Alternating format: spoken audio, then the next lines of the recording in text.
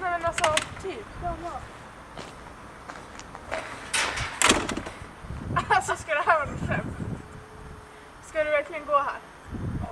Alltså, det... För fan, gå runt. Precis. Jag ska ju bara gå dit. Ja, men du Det kan finns ju. ta en lite längre promenad och gå runt. Nej, jag vill inte det. Det är mycket närmare här.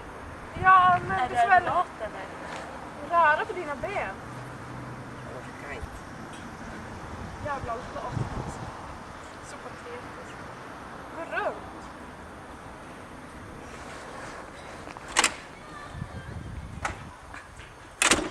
Så jävla patetiskt.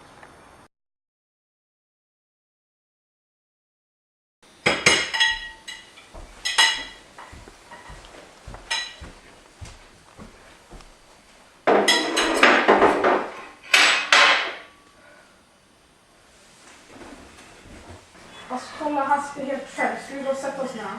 Ja, det gör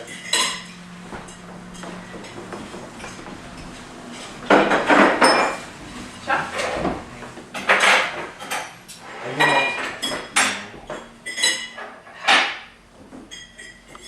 Alltså, har du lust att hänga med till Evik och bada i helgen? Ja. Låter bra. Ja. Säg på lördag. Ja, när då? Jag vet inte, vi kanske 11. Ja. Bra. Ja. Vi ses då.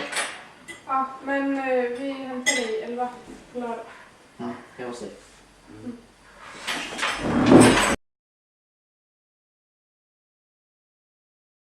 Jag kan börja filma nu.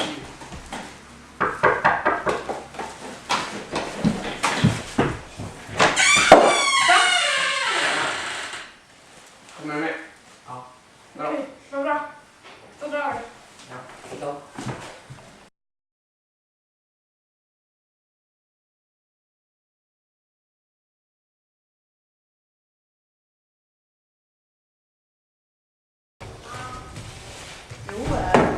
Joel, du kan sätta dig här nere på toan, du vet du, på toan här, du behöver inte kolla. Hejdå! Ja, alltså vad fan, kan man inte skaffa nya kläder liksom? Alltså, bättre stil. Nej, Nej.